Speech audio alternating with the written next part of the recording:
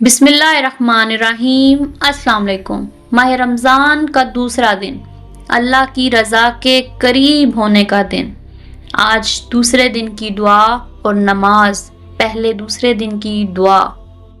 اعوذ باللہ من الشیطان الرجیم، بسم اللہ الرحمن الرحیم۔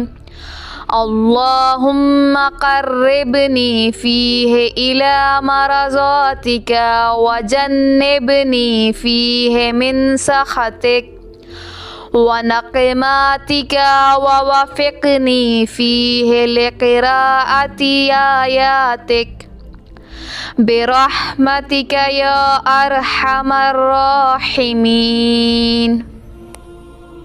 دوسری شب کی نماز 4 رکعت ہے۔